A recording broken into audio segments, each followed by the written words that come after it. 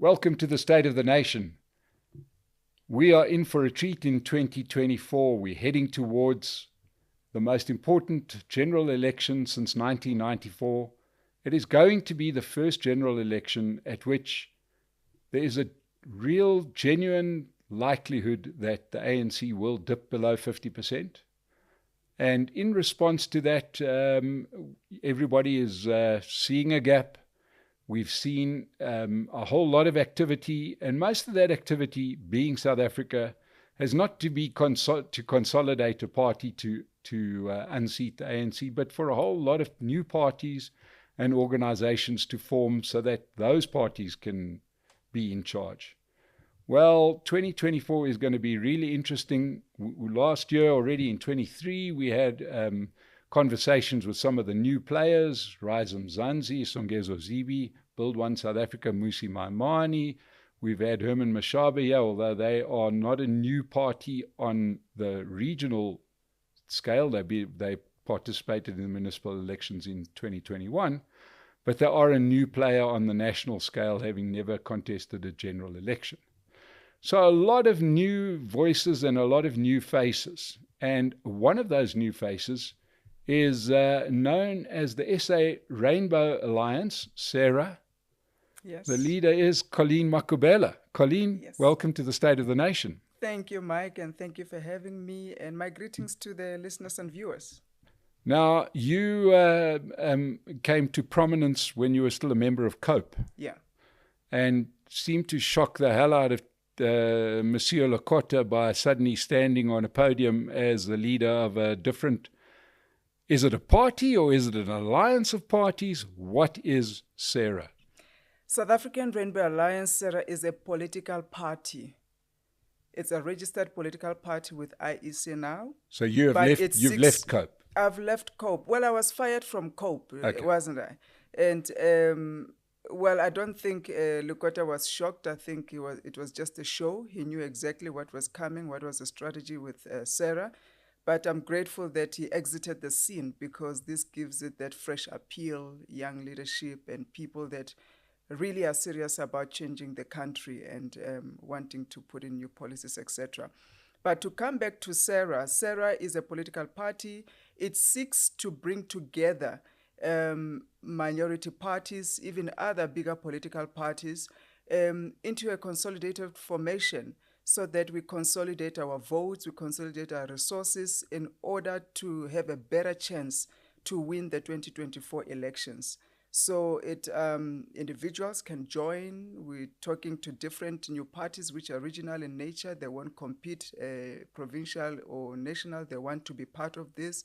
We're also talking to bigger parties like NFP that have been in the game and they want to be part of what we're doing. And there's quite a number of parties that are interested to join up as part of that alliance. Now, if we start off with the two names that have been mentioned already, COPE, NFP, that's the National Freedom Party, wasn't it? Which was really an offshoot of Inkatha IFP. Stood in one election, did relatively well, provincially and nationally, and then threw their lot in with the ANC. The leader got sick. She refused to hand over power by all sorts of things. So it's almost a replay of the COPE story, isn't it? Yeah. So have you just become a home haven for disgruntled parties started by people? Is that what SARA is? No, certainly. And that's why I said to you, it's really a blessing that COPE is not part of this. Because we don't want, number one, to be a party that was started out of disgruntlement, no. Or out of anger because of particular factions and leaderships, no. SARA was started out of the love for South Africa. Unlike your Action SA and others that people really just got angry or, they still carry all of this hatred for the ANC. We may have a dislike and disagree with what is happening. But SARA is started out of the love for the country, want to consolidate those that are serious about change, is those that feel we need new leadership, competent people that will be accountable. We need policies that are going to focus on growth fighting the unemployment, fighting the inequalities, and just facing on a positive direction. We want to be that positive disruption in this nation and bring it back into its own positive trajectory again. So all of these parties that the COPE, which started out of anger with Lekota and the leadership, then with President Mbeki being fired. That's not how we started it. Yes, we had hoped COPE will be part of this. NFP, we had spoken to them, we had hoped they'll be part of this. In fact, we spoke to all the parties that are currently in the National Assembly, with the exception of the top 5, which is your ANC, DA, IFP, and I think Freedom Front and EFF. Those we didn't speak to, but everybody else we spoke to say, let's consolidate, form some formidable opposition that will really be giving a credible alternative to South Africans in terms of what we have to offer to change the nation. You know, whether we like Ramaphosa, we like this one, let's put that aside. What is it that we can do to bring solutions to the nation and change what is happening economically in terms of jobs, in terms of really the social issues that we are facing, the decaying infrastructure? That was the start and the discussion of SARA. So let me just roll back. Are you perhaps indicating that the ANC haven't proven themselves to be up to the job? They are not up to the job. Okay, so then how do you reconcile that with your own actions, where you, against the will of your party and against agreements that they had got in, went and personally handed power back to the ANC in the city of Johannesburg? How can you expect voters to take you seriously when you single-handedly were the person that broke down the opposition coalition that was running Johannesburg and handed it over to the ANC EFF alliance, Patriotic Alliance, that coalition, that led to buildings being burnt down and people dying and roads exploding and the total lack of delivery that we have in Johannesburg now? Mike, maybe first let me accept the compliment if you think I'm that influential and powerful to single-handedly do that. Well, you did, because you voted against your coalition that you were in at the time. You voted against what your party... Definitely. So let me correct your perception and all of this narrative that is persisting. It was not against my party. It was against the then deputy president of COPE, who was fighting with the president of COPE, Lekota, and they were fighting publicly. So the president of COPE and the leadership of COPE was aligned with a decision to move to the government of local unity. It was the then deputy president Madisha and Dennis Bloom who were against that, who were fighting Lekota. So I think you need to have those facts corrected. And I know people speak a lot of things out of lack of knowledge and lack of insight into what was happening within COPE. And the decision was made and well calculated to move to the government of local unity. Not, again, I want to emphasize this. We are not doing this because we are so... Our sole purpose is to derail ANC, kill ANC, and, all of that. That's not my vision in life, to say ANC must die, ANC must fall. What I'm doing, my vision to provide South African a credible alternative, automatically in itself, it kills the ANC. It kills other oppositions if we happen to win. Just like the DA did not live up to their agreements with Congress of the People as well at the time. They were not performing. The DA was not servicing the residents. And there were lots of complaints amongst us. I was not the only one who moved out of the DA, by the way. It was 4 or 5 parties that moved out together and voted against the Democratic Alliance, and we moved over to the government of local unity, COPE, some of the ATM, and some of the councillors from ACDP, and I can't remember the other party now off by head. So the narrative that the DA may have been a shining star in the city of Joburg must be killed. If they were, we would not be starting our own parties. We will be joining them. Clearly, there's something wrong that is happening within these current parties that are formed, and they call themselves big parties, and the arrogance and the policies that they want to do and how they treat their residents. We don't agree. Morals and principles that we stand for just did not agree. and then we moved over to the ANC, because we knew that we want an opportunity, a platform to have a bigger and greater impact and to be able to implement.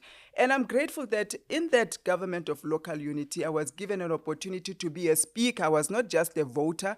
I was not just somebody relegated to agree with everything that was happening, whether I have a conscience or not, whether I agree I must then vote with them. I'm not at the seat of the table when decisions are made. I'm an educated woman. I went into politics because I want to make a difference, not that there's nothing else to do. And being a speaker gave me an opportunity to showcase my leadership skills as well, use the experience that I've had in my education and where I've been in business and corporate experience, and I brought it to the city. I was called, and I still am, the speaker of the people, because I use that position to make sure that I'm in the communities, I'm making a difference, I'm helping people, I'm using the resources that were given unto me to make sure that the vulnerable are looked after, the citizen participation, all of those mandate that goes with the speaker.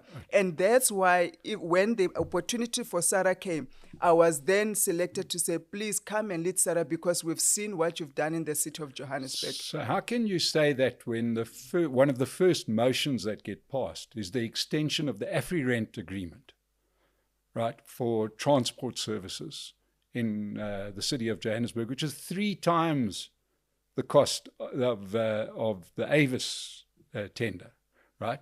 So is that helping poor people in Johannesburg? Is that helping those people? Would more people have died in a fire if you hadn't have done that deal? Why is it that your first action, right, was to rubber stamp those kind of, without question, dubious deals? Mike, I think you need to really look at how you phrase this, because it's creating an impression that you believe that the fire in the city of Johannesburg was caused by the AfriRent deal or were caused by my actions. So I think that fire, all I'm saying is I don't think it would 77 people died in that fire, which is very, very tragic. Negligence by the city. Negligence by the city. Of which you were the speaker. It's certainly fine. I was the speaker in the city, but that negligence, you trace back to where it came from. You trace back to the years when those buildings were neglected and nothing. And as a speaker of the city of Johannesburg, you are not an executive. If you're having this discussion with the executive mayor, I think you'll go far. If you're having this discussion with a member of the mayoral committee, the MMC responsible for housing and infrastructure, I think you'll be able to get the right answers. We're the first people, because we provide oversight. We're not involved in executive decisions. We're not involved. We provide the oversight and hold people to account. And if you go back and look at the reports that we sent and the meetings that we called to hold the mayor and the executive to account on those particular issues, until province took it over to say they are going to now be doing the what is the commission of inquiry, etc., then it goes out of our hand. So I think it's important that we understand the workings of council, yes, and the roles that different players play before you can then cast aspersions of you as the speaker, therefore the building should not have burned. I think that's a simplistic way, to really phrase it. I don't know if it's that simplistic to the people who died or their families, because you talk about years of neglect. Yeah. No doubt that led to that. And quite clearly... And not just years of neglect, but you must also understand the role of the citizens as well that had occupied that building illegally, and the role of the city not being able to evict them, and the role of our legislature not enabling that eviction. So there's a lot at play. That's why you cannot have a simplistic view to a complex issue that is really tragic. And that's why province had to step in and take it over so that it's dealt with in a manner that, number one, does not disrespect the deceased and dishonor their memory to their families, but also then seeks to find the exact truth, and those that are responsible must be held to account. And that has been our stance as well from the legislature in my time there. Yeah, but now all roads lead to Rome, right? This kind of decay has happened at the hand of the ANC. by and large. It's a No, you can't say that. I can say that. Yeah, because DA was also in charge when Yeah, those. in charge yeah, briefly. But no, don't say briefly, because Yeah. I was also in charge briefly. I was only a Yeah. speaker for a year, and you are putting that Yeah, but you put accountability. them back in power is what I'm saying. Whether we put them back in power or not, but I'm saying the years of neglect also happened at the hands of the DA with Mayor Mashaba. So do not be picky on who you account responsibility. We'll take our portion of accountability.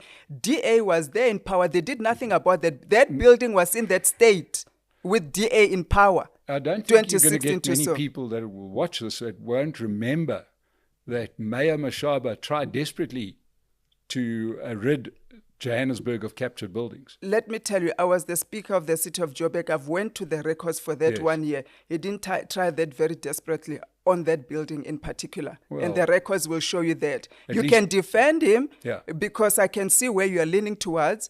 You can defend him, but the truth and the reality is that. And what I'm saying is when you are going to apportion blame for something that was happening since, as early as, I think it's 2008 and all of those, the hijacked buildings going up and DA was in charge, didn't do nothing. Not in So, 2008, but anyway. No, hijacking started way before. Yes, but Yeah, I'm it may not saying- be that yeah. particular building. Yes, so But that I'm saying issue was the there. DA were there from 2016 to 19. Exactly, and those for 3 1 year years. in 21. right? Definitely. And I was So- there for 1 year. right. And you want me to take No, all the blame because I the don't want you DA to- is cleaner what- than any no, other. what I do want Let's not attribute all the cleanliness No, to the DA, what- Mike. I think you no. need to be very impartial in this What discussion. I don't want to be. I don't Yeah. have to be impartial because this isn't the SABC where we need to be impartial. Yeah, This is but a if podcast. you're calling me here to want to paint the DA No, as angels and I'm me not- as a devil, I'm not- then there's I'm- no point to I'm this because painting you've already you- made up your mind on what you want to say. I'm painting you as somebody where a vote for SARA, a vote for Colleen Makhubele in whatever formation you're in, leads straight back to the ANC. No, you are wrong. You are certainly wrong. In fact, I think you couldn't be more wrong. You look at the policies that we have to offer. They are definitely chalk and cheese to the ANC. We are for the new gear. We as SARA have put in the policies for the new gear. We believe in what President Thabo Mbeki has done in the era of Thabo Mbeki up until 2008, which is far from what the current ANC and the leadership that they're putting in place are going. They are going into the left, the socialism route, which is not what we believe in. We as SARA, we stand for gear, which is growth, economic growth, free market system. We want less government intervention. We want to diverge power to the different provinces as well. We stand for cutting back unemployment. We've got policies that we want to make sure that we give jobs to our people. We don't believe the land issue is very important in the moment. We believe people must get jobs. We believe private sector must be given a cut and in their taxes to be able to create jobs. We believe in, of course, the grants, etc. But we also believe our A is the accountable leadership. We don't believe in impunity. We are chalk and cheese to what the ANC stands for. Our policies stand clear. So you cannot stand here and tell me that the vote for SARA is the vote for the ANC without even having understood. You have not even asked me what SARA stands for. But you've just come and cast all of these expressions. No, what I'm trying to do is I'm trying to find out what Colleen Makhubele stands for. And Makhubele. Is this just a new thing that you're standing for, this sort of regrowth, rebirth of gear? Was it different 2 years ago when you handed power back to the very socialistic, very... I'd rather do that than stay with racists. They don't value me. Colleen stands for truth. I'm a moral person. Okay, I'm a person who's competent. I want to be at the table. I don't want to be used as a voting cow. The same reasons that you see Musi Maimane left DA to form his own thing. The same reason that you see Mashaba left and to form his own thing. The same reason that you see all the black people that were in the DA. They have an exodus like it's in the Bible times, leaving the DA. It should tell you that the DA is not accommodating to black competence, to people that want to express. My issue with the DA is the undermining of black excellence, is the undermining of my voice, is to treat me as if I'm a voting cow. I'm not a member of the DA. And when I come to the table, I want you to respect me for what I bring to the table. The DA has nothing else to say about me than I left them to go, and I didn't. Cope left them. COPE made a decision to say we get nothing out of this coalition. Congress of the People stood and say, go and vote and get in bed with the GLU because there is something that you can do and we can serve the communities better. So we hopefully going to have many thousands of potential voters watching this. And I want to know what is more important. You accused the DA of racism in their treatment of you as the reason why. Oh yeah, Helen Zille is still suing me for that. Yeah, and I stand by it. That's why you would rather have corruption and the lack of growth. No, I'd rather be treated with dignity. So your honor. Dignity matters more than the performance dignity of the people matters more. The dignity of the residents that we are serving. That's the stance that COPE took. We will not let anyone. DA did not do nothing. They did not kill corruption. They were as corrupt as the ANC. They go into the books. Go and look at what Mashaba did. Go and look at what happened under Mayor Palatse. There's corruption that is there that we are dealing with. So you can't stand here without facts and start to accuse, to say they are the cleanest. And this is the mentality that... No, you are implying that. I'm implying that the one party is without question dirty. No, even the other one is also dirty. The Secretary General of the ANC admitted that they are criminal organizations. And we are happy because that makes us stand out as SARA. Because SARA, we stand against that corruption. Okay. We stand against that corruption. And it's the very same DA that you're talking about that you are so in love with. I didn't say I'm in love with the DA. You don't have to. It's all over your face and all over what you're saying. But this DA, racist assumptions yourself. This DA is the one that is saying it wants a grand coalition with the ANC.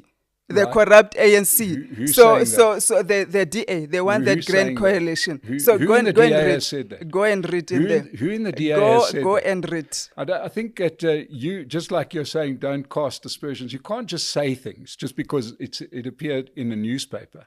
I'm saying there's nobody were you not accusing me of things because it appeared in the newspaper? It's the first time you talk about me on what happened when we moved from the multi-party to... Because you read it in the newspaper, you believed what you were reading. I do know as a fact that under your hand, power was given back to the ANC EFF Patriotic Alliance. But you don't know the reasons behind it. And you should have started by asking me, Colleen, what happened there? That would have been a great starting point than for you to come and make assumptions and against your party. What happened there is that your dignity felt impugned. But let's talk about SARA. It didn't. Maybe in your face, it didn't. Yeah. No, certainly not. Believe me, it did not. And it is growing. Okay. Because people know who Colleen is. They know who I stand for. They will not call me somebody who is the speaker of the people for no reason. Right. People will not be flocking to SARA if there was no reason. You may have a different view about me because you don't know me at all. I'm meeting you for the first time. Yes. But all the assumptions that you've made about Colleen have made you to really... create all of this monstrous villain. And this is the politics that we are trying to run away from. That's why if you listen to everything that SARA has been saying from the beginning, we don't believe in this politics that you are trying to push, Mark. The politics of divisions, the politics of accusing that one. It's the old kind of politics. If I cannot convince you because of the message that I have, I don't have to go out and start to vilify. SG is doing that by himself. I don't have to give him airtime here. DA is doing their thing by themselves. They'll collab themselves. I don't have to do that. I'm here to talk about SARA.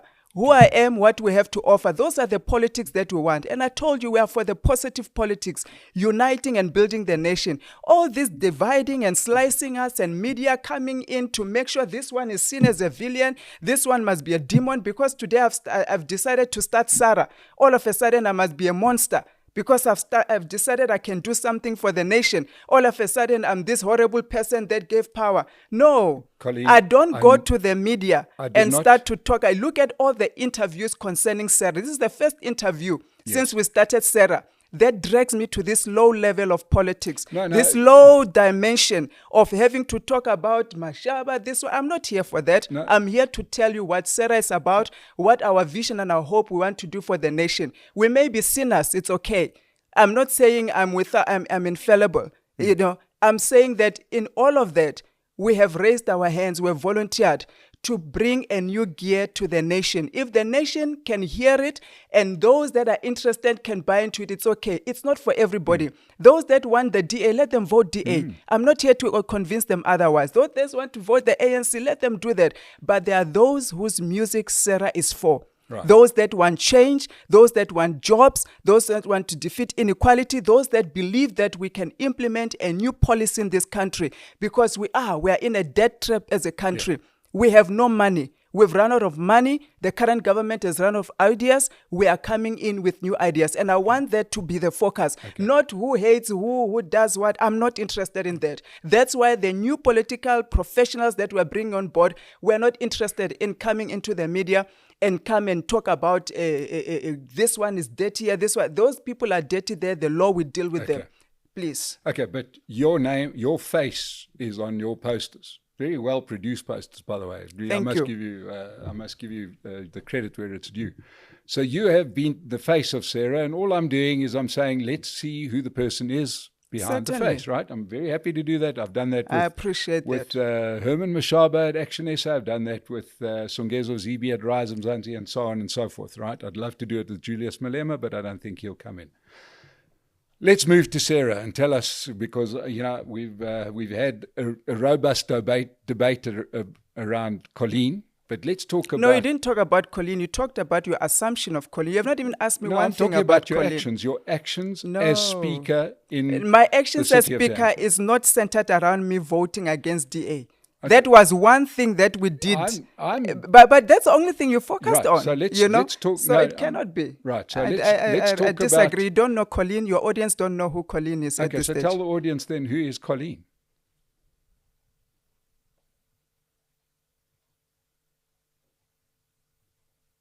You tell us.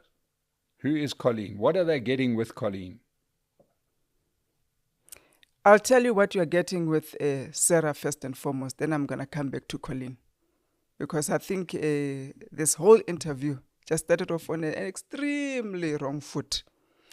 But let me tell you who Colleen is and what SARA is about. This is a girl that grew up in Guyana, in the villages of Guyana. This is a young girl who got an opportunity to go and study in Malaysia, to study computer science through a scholarship with Telkom. This is a young girl who grew up with a single mother. A young girl who, when the opportunities came, and I appreciate that when I got educated, it was, of course, the ANC that provided opportunities for all of us in terms of the liberation of the country, for me to be sitting in front of you. So I went to study in Malaysia. I came back, worked for Telkom. South African breweries brought me over. I have my MBA. I'm busy. I don't know whether I'll ever finish or not with my PhD in innovation and technology. I've run my business from 2006 until now, selected as one of the SMMEs to represent South Africa in the Hillary Clinton Scholarship in the Fortune 500 Women's Program. I spent over a month in the States with different Fortune 500 CEOs because of the work that I had done as an SMME in South Africa. Here's a woman who I got frustrated with the politics of the day because I was appointed, number one, as a chairperson of the post office, from which I got fired by the ANC, by the way, because of the corruption that was going on there, because of the clean governance that I was trying to push. And I was tasked to turn around the post office and tasked to digitize the post, but we couldn't do it. Because the people, the caliber and the kind of people that we have in government are the wrong people. The competence is at its lowest. The people that think they're going to turn around this country, and you have left and abjugated the responsibility of being politicians and running government to, you and I have done that because we are all standing on the sidelines, accusing and pointing fingers and complaining instead of jumping in to do something. And when I jump in to do something, I become a villain as well. Because nobody really wants anything positive to happen with politics because we enjoy the negativity around it, don't we? We can debate the whole day about it. But anyway, I saw that as a problem. I get fired because I fight with the minister and I disagree with what they want to do, and the governance is not in place and they just don't have an idea what they want to do with the post office except for to loot it. I get appointed at the city of Johannesburg to be the chairperson of Metropolitan Trading Company. And worse, I find there, I have to report to councillors who don't even have a matric. I stand here with all the qualifications that I have, privileged to have been given this opportunity by this country that I love, And now I must go and talk to people that run 70 billion budget and they don't know what they're talking about. How do we solve that problem? That's how I decide to jump in with COPE. To say I cannot stand. I was given an opportunity by this country. My children don't have any other country but this one. I have to do something. I was a businesswoman. I had to close my businesses because of corrupt politicians who wanted bribes. I'm still fighting some of the court cases with the ANC government, by the way. The ANC government that you think I love the most. And that's why I keep telling you, you don't know who I am and why I'm standing where I'm standing. And if we start there, you'll understand some of the actions that we take. We didn't vote for the ANC with COPE because we love the ANC. It's because DA did not offer us an alternative that allowed us to make a difference. And we wanted to make a difference for the voters that had voted us in. And you thought that difference And I would thought come that from- difference would come. would I was come from the disappointed. ANC. It didn't come from there. I was very disappointed. And if we had started our conversation like this, I would have told you why then SARA was born as well. Right. Because in my experience, we didn't get joy with the DA. We didn't get joy with the ANC. Then we decided, let us create a credible alternative that will really have the heart of this nation, that will bring competent leaders, that will implement policies. Let's improve the policy of gear that President Thabo Mbeki had. Yes, it didn't create all the jobs. It didn't have all the facilities to fight corruption. Let's improve on those two. Yes, the prevailing conditions were different. We've had COVID. When load shedding, the state-owned entities have totally collapsed now. We don't even have ports to talk about. What do we have to talk about? Social infrastructure, economic infrastructure. We've got unsustainable debt at GDP. We're supposed to be at 7% GDP. We are growing at 1%, if not a negative growth. What do we have? What do we do? In every rand that we get as South Africans, 20 cents goes to servicing this unsustainable debt, 1 billion rand a day. 40 cents of that rand goes to paying public service salaries. To who? Who are they? What are they doing? The most corrupt of people are in there. Even good people are in there as well, but they're overshadowed by the corrupt of people. Only 40 cents in the South African rand is left for services, economic infrastructure, social infrastructure, and any other services. What do? We cannot all stand back and leave it. And we are praying and hoping that those of us who are jumping in, accuse me for corruption, I will take it. Accuse me for what you know I've done, I will take it. But don't accuse me because I am standing up to say I want to do something and you think I'm going to disrupt your own party or your preferences. We are here to say let's unite as South Africans. Let's do something for our people. We want to offer that credible alternative that is going to defeat poverty, defeat inequality. Our people are crying for jobs. 3.7 million young people do not have jobs. I have, with my own salary, if I tell you how many people I have to support in my own family, these are graduates, never mind the community, multiply it by the whole nation. It is really, really terrible, Mike.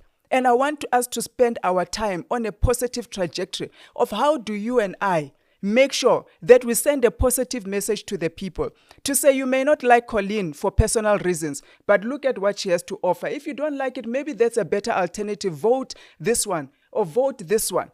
But let's not try and dirty one another, put mud on each other for no reason. Because we're all tired and sick and tired of the same thing. We all want to remove this monster called the ANC.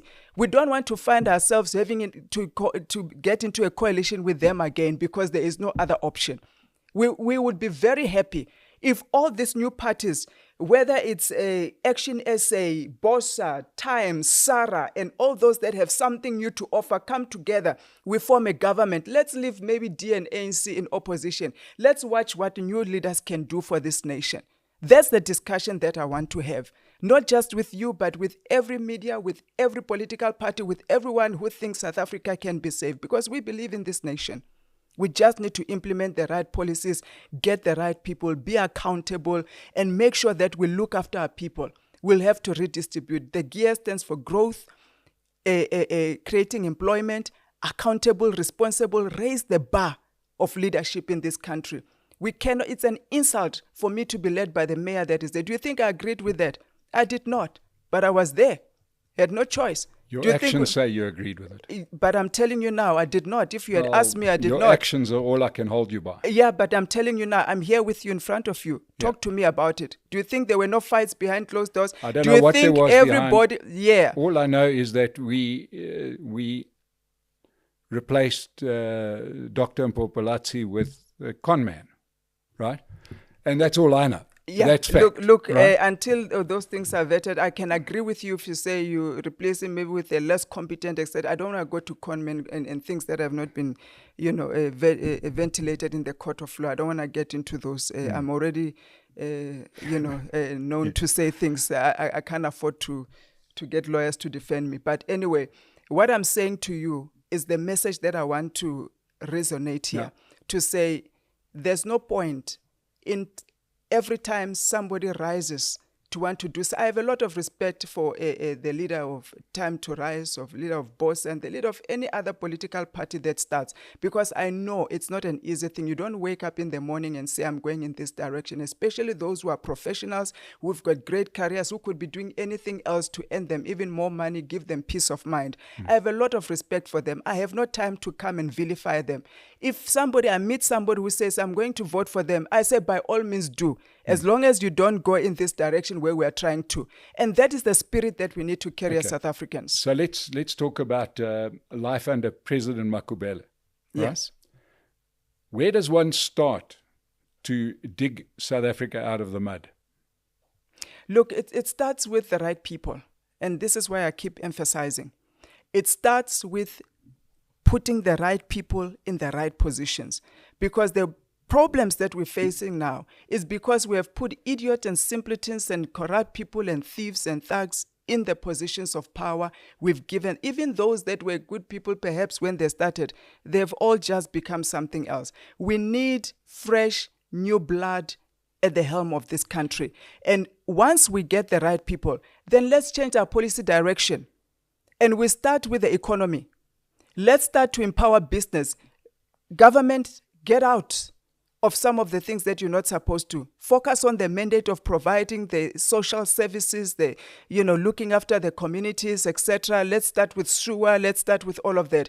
Can we allow business to be given room and space to invest, turn around the trajectory for unemployment?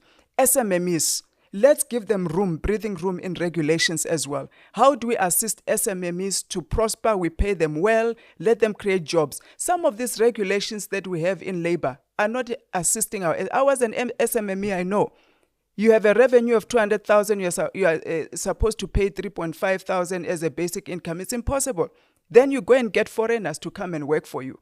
So how do we deregularize SMMEs so that we empower them? We assist them to create jobs, because if we do not solve the issue of jobs, we are headed for a serious disaster. Now, on all of that regulation, which I couldn't agree with you more, is crazy. I've had the head of the SA Chamber of Commerce and Industry here. He said that, Business for South Africa, they say that, everybody that comes along says that, but yet more and more legislation seems to be put on the table. Yeah. In some part, it's just become impossible to do business with the state. Where does SARA stand with racial classification? Look, I think there is room and space for it, but not in the manner that it is done. We believe in transformation. We don't believe, let's start with BEE, should be done the way it's done. We're not saying scrap it, but we're saying let's relook at how we implement it. We can't afford to go in this. It has created more inequality in terms of intra-black inequality now. Though blacks that are cadres, the blacks that are connected, etc. Even the racial classifications of employment equity as well. It has become a tool for cadre deployment. Instead of addressing the grassroots community, people are not benefiting out of some of these classifications that we've put in place. Now we've started to divide coloreds, we divide Indians. How much divisions are we going to? That's why you and I can argue about DA because of all of these things that have been done. Yeah, but given a cup of tea, you and I agree on a lot of things. One of us may have made some assumptions as to the support of other people just based on their color. Based on their color. We have tea, you'll see that we agree on most things. than what we disagree on. Yeah. So we don't believe these current classifications, current transformation, and I'm putting it in this inverted commas, transformation policies have served the ordinary South Africans. Yes, we must redress the issues of the past. We have to bring, not just in terms of color, let's say women up. How do we do that? Black, white, Indian, colored women have been disadvantaged. How do we make sure that all of them benefit? Yes, maybe the most disadvantaged were black women. What do we do around that without affecting the transformation and affecting and dividing the country? I always talk about this. I'm a woman as well. And being a woman president, I will be more inclined on the women issues. But I always say we are the first party that that's saying we are going to introduce the unemployed single men's grants. It's been all over the papers. And they asked me why you should be supporting women. I said, I don't believe in imbalance because we are creating a future problem for our children. If a boy child has opportunities, afford it also to the girl child. That's what I believe in. If a white woman has opportunities, afford it also to the black woman, to the Indian woman, to the colored woman. That is the transformation and the equality that we want to balance. If a man has an opportunity, afford it also to a woman. Why must we create another inequality that we must come back, the next generation must come back to fix as well? Let's learn to balance and work together while we redress. But we must balance. We redress, we balance. Now, I've seen the very effective SARA banners that you put up in Johannesburg, and you were one of the first parties out of the gates here in Johannesburg. But what is the footprint of SARA? Where exactly are you going to be campaigning? We are a national party. We are campaigning if you have seen us over the past 2 months, we've been everywhere. Maybe we, with the exception of West, the Three Capes, we have not really had much penetration in the Three Capes. But everywhere else in the country, we now have footprints. We now have structure. We've been everywhere to talk to people. We can do more. Of course, time is not on our side as well. But we are going to be competing in all the provinces. And what is your realistic hope here? Look, we want at least 60 seats in the National Assembly. And we have about 15% of the vote. 15% of the vote. And that is our minimum. And we do believe we can do better. And that is because of the alliances that are joining up with us, and the type of civic organizations that are signing up with us as well, because that's where we get our reach. We maximize our reach out of them.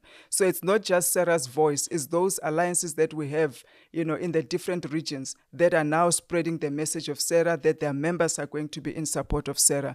So we believe we'll do well. And which alliances are those? Are those you talk about political parties, or is there other groupings involved? Social? Yeah, there's civic organizations, there are churches involved, and there's also then political parties that are involved. And, as we see the South African political scene fracturing, which is definitely what has happened here, and with more of these parties coming on the scene, it's probably very likely that we are going to have many, many years of coalition politics, not just for the next 5 years. Yeah. It's highly unlikely that certainly in my lifetime and possibly in yours, that we'll ever see a majority government again. Yeah. Where do you see the natural home for SARA within the bigger structures of this country? Natural home in terms of... you're going to, let's just say you achieve your 15%. That's going to vault you into third place at the moment, right? So you'll be ahead of the EFF. Yeah. That'll make you potentially kingmakers.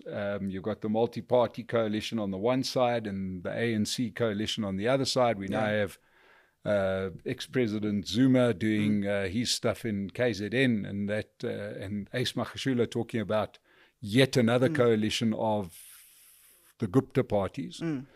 Where will SARA slot in to that particular puzzle? Look, we have not sat down and said what we think about as a collective. MK, Makhubele, they were never in the picture of our discussion. We are open to talk to the moonshot. We are open to talk to the ANC. but we're very clear on what we stand for and the policies that we want to drive. If we agree on those, like you and I have debated, and you can see there's commonalities. If we agree on where we want it, we're not going to go with anyone that does not believe we must have growth, fight unemployment and inequality, change the way we are implementing our transformation, assist where we can our most vulnerable. We'll not go into bed with anyone who does not believe in our SMME strategy and what we want to do for the country, because then we won't be able to serve.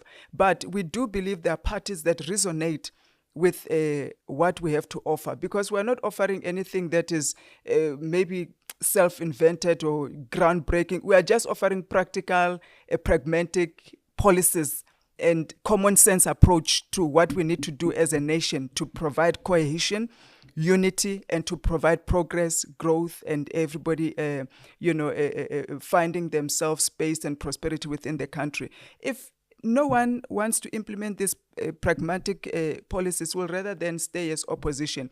But we're open to talk to the moonshot. We are open to talk to the ANC. I don't think we'll open if there's any other formations. We just don't understand what is happening.